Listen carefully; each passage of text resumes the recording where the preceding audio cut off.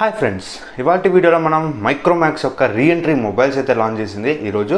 So ఇవి extraordinary ప్రైజింగ్లో excellent specifications తీసుకొచ్చాయి. నేనైతే అంత అగ్రెసివ్గా పెడతారనుకోలేదు. నిన్న నవంబర్లో లాంచ్ అయ్యే మొబైల్స్ మీద ఒక వీడియో చేశాను, 2 days బ్యాక్ అనుకుంటా. సో ఆ వీడియోలో కూడా చెప్పాను, లో ఎండ్ మోడల్ వచ్చి 8,999 పెట్టచ్చు, హై ఎండ్ మోడల్ వచ్చి 12,999 పెట్టచ్చు అని నా ఒపీనియన్ అయితే షేర్ చేసుకున్నాను. బట్ దానికన్నా 2,000 రూపీస్ తక్కువగా అయితే వీళ్ళు అగ్రెసివ్గా మొబైల్స్ని లాంచ్ చేశారు. సో ఒకసారి మనం ఈ రెండు మొబైల్స్ స్పెసిఫికేషన్స్ ఏంటి, వాటి ప్రైజెస్ పర్ఫెక్ట్గా ఉన్నాయా లేదా, సో దీన్ని కొనొచ్చా కొనకూడదా అనే విషయాల గురించి తెలుసుకుందాం. సో ఈ వీడియో ఎండింగ్ వరకు చూడండి. నచ్చితే లైక్ చేయండి, షేర్ చేయండి, కామెంట్ చేయండి. ఛానల్ సబ్స్క్రైబ్ చేసుకుని మాత్రం మర్చిపోకండి.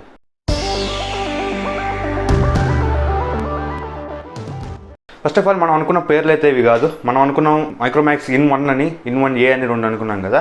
ఇన్-1 ఇన్-1A కాదు. ఫస్ట్ మొబైల్ వచ్చి మైక్రోమాక్స్ ఇన్-నోట్ 1 అనమాట. సో ఇది హై ఎండ్ మోడల్. అండ్ లో ఎండ్ మోడల్ వచ్చి మైక్రోమాక్స్ ఇన్-1B అనమాట. ఇది లో ఎండ్ మోడల్. మైక్రోమాక్స్ ఇన్-నోట్ 1 ఇది వచ్చేటప్పటికి 2 కలర్స్లో వస్తుంది, వైట్ అండ్ గ్రీన్. మనం నిన్న మాట్లాడుకున్నట్టే గ్రీన్ వచ్చి ఎక్స్ డిజైన్లో కనిపిస్తుంది, కొంచెం హానర్ 9X లాగా కనిపిస్తుంది. అండ్ వైట్ వచ్చి కంప్లీట్ ప్లేన్ మ్యాట్ ఫినిష్తో కనిపిస్తుంది. రెండింటికి కూడా back side finger print censor అయితే కనిపిస్తుంది. సో స్పెసిఫికేషన్స్ గురించి మాట్లాడినట్లయితే ఇది మనకి 6.7 inches full HD plus IPS LCD డిస్ప్లేతో వస్తుంది. పంచ్ హోల్ కెమెరా ఉంటుంది. ఇది మనకి మీడియాటెక్ హీలియో G85 ప్రాసెసర్తో వస్తుంది. G85 ప్రాసెసర్ అంటే మనకి రియల్మీ నార్జో 20 వాటిలో ఉన్న ప్రాసెసర్ అనమాట. 10,000 రూపాయల బడ్జెట్లో మంచి గేమింగ్ ఎఫిషియన్సీ అయితే ఉంటుంది. అండ్ కెమెరాస్ గురించి మాట్లాడినట్లయితే బ్యాక్ సైడ్ వీళ్ళు 4 కెమెరాస్ ఇంక్లూడ్ చేశారు. మెయిన్ కెమెరా 48 మెగాపిక్సెల్ ఉంటుంది. సెకండ్ కెమెరా 5 మెగాపిక్సెల్ ఉంటుంది, ఇది wide angle camera. Next 2 megapixel depth censor ఉంటుంది, 2 మెగాపిక్సెల్ మ్యాక్రో కెమెరా అయితే ఉంటుంది. బట్ 48 మెగాపిక్సెల్ ఉంది కదా అని చెప్పి మీరైతే ఎక్స్పెక్టేషన్స్ పెట్టుకోవద్దు. వీళ్ళు ఎటువంటి సెన్సార్ని మెన్షన్ చేయలేదు, ఎటువంటి అపెచర్ని మెన్షన్ చేయలేదు. కాబట్టి మన చేతికి మొబైల్ వస్తే కానీ మనం దాని పర్ఫార్మెన్స్ అనేది తెలుసుకోలేము. సో జస్ట్ నంబర్ చూసి మాత్రం మోసపోకండి, ఓకేనా. సో ఫ్రంట్ కెమెరా వచ్చి 16 మెగాపిక్సెల్ ఇచ్చారు, 5000 mAh బ్యాటరీ ఇచ్చారు. మనం మాట్లాడుకున్నట్లే 18 watts ఛార్జింగ్ సపోర్ట్ కూడా ఇచ్చారు. అండ్ ఇది బాక్స్లోనే వాళ్ళు 18 watts ఛార్జర్ అయితే ప్రొవైడ్ చేస్తున్నారు. ఇది చాలా మంచి విషయం అని చెప్పేసుకోవాలి. ఆ బడ్జెట్లో మనకి పోకో M2 చూసినా, వేరే మొబైల్స్ చూసినా కూడా వాళ్ళు బాక్స్లో 10 watts ఛార్జర్ మాత్రమే ఇస్తున్నారు. బట్ ఇది మంచి మూవ్ అని చెప్పేసుకోవచ్చు. Type-C పోర్ట్తో వస్తుంది, ఇది కూడా మంచి విషయం. ఇది రివర్స్ ఛార్జింగ్ సపోర్ట్ వస్తుంది, అంటే ఇది ఒక పవర్ బ్యాంక్లో కూడా మనం యూజ్ చేసుకోవచ్చు.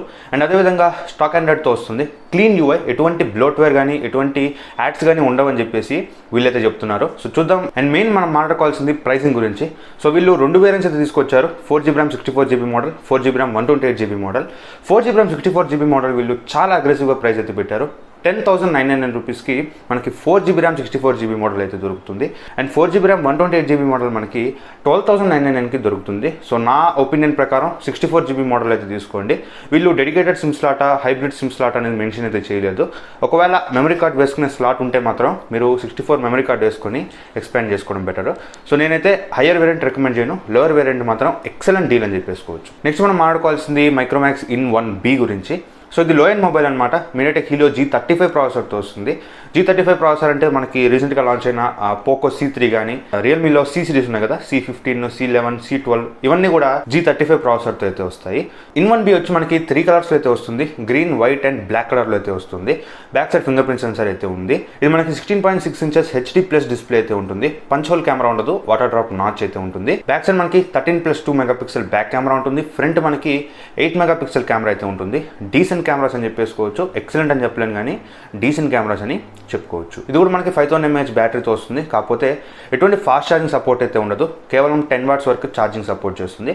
అండ్ బాక్స్లో కూడా మనకి 10 watts ఛార్జర్ ఇస్తారు. కాకపోతే ఇది రివర్స్ ఛార్జింగ్ కూడా సపోర్ట్ చేస్తుంది. ఇంకా back side finger print censor అయితే ఉంది. అండ్ ఇది కూడా స్టాక్ ఆండ్రాయిడ్ ఎక్స్పీరియన్స్తో వస్తుంది. క్లీన్ UI అండ్ ఎటువంటి బ్లోట్వేర్ అయితే ఉండదు. అండ్ 2 years వరకు అప్డేట్స్ గ్యారంటీ అని వీళ్ళైతే చెప్తున్నారు. అండ్ ఇది 2GB RAM 32GB model, 4GB RAM 64GB model launch చేశారు. మరి 3GB ఏమైపోయిందో. 2GB RAM 32GB వచ్చి మనకి 6,999 తీసుకొచ్చారు. ఇది కొంచెం ఎక్కువ అని చెప్పేసుకోవాలి. 4GB RAM 64GB మోడల్ మాత్రం మనకి 7,999 తీసుకొచ్చారు. ఇది మాత్రం తోపు, తురుము, కేక ఎన్ని ఉంటాయని.